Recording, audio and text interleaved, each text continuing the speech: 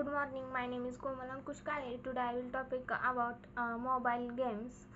The uh, the popularization of mobile games began as early as 1997 within the introduction of Snake preloaded on Nokia features phones. Demonstrating the practicality of games on this device, several mobile device manufacturers included preloaded games in the wake of Snake's success in 1999.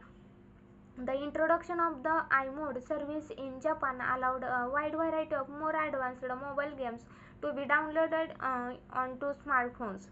Though the service was largely limited to Japan by the early 2000s, the technical specification of the Western handset and also matured to the point where downloadable applications including games could be supported, but mainstream adoption continued to the hampered by market fragmentation between the different device operating environment and distributors. The introduction of the iPhone and its dedicated App Store provided a standard means for developers of any size to develop and publish games for a popular smartphone. Several early success stories from app developers in the wake of the App Store launch in 2008 attracted a large number of developers to speculate on the platform. Most initial games were published as premium pay-once titles, but the addition of an app purchase in October 2009 allowed games to try other models. With notable success, Angry Birds and Cut the Rope with using a combination of free-to-try and its supported games. Apple's successes with the App Store drastically altered the mobile landscape and within a few years left only its Google's Android-based smartphones using its Google Play App Store as the dominant players. A major transition in game monetization came with the introduction of Candy Crush Song and Puzzle and Dragons, taking gameplay concept from social network games which generally require the player to wait some length of time after executing a number of turns for a day, and offering the use of in-app purchase to refresh their energy.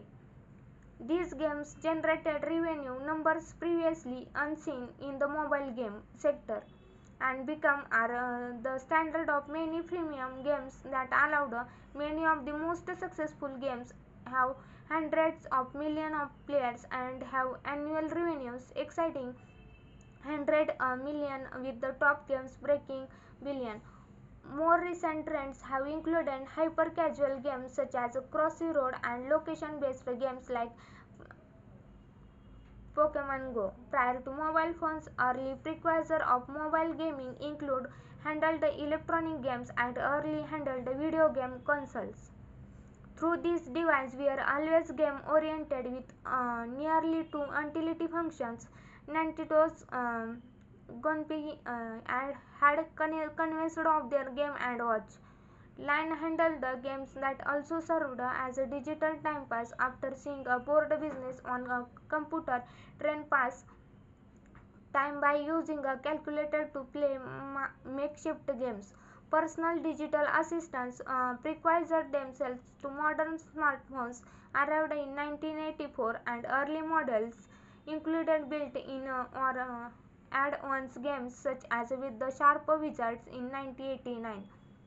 As most PDS used a low-resolution monochromatic liquid crystal display is designed for displaying text over graphics, these games tended to be simple, which included block or tile games like Tetris.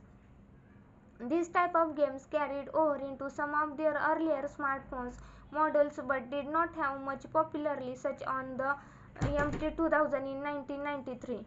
Introducing gaming on smartphones.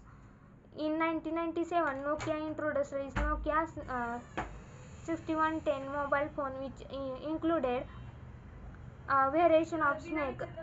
Snake were probably one of their phone's popular features, and Nokia continued to include the game and variation of it on nearly every phone it released since, with about 400 million devices shipped with the game installed as of 2016. In 1999, NTT Docomo launched the iMode mobile platform in Japan, allowing the mobile games to be downloaded into smartphones. Thank you.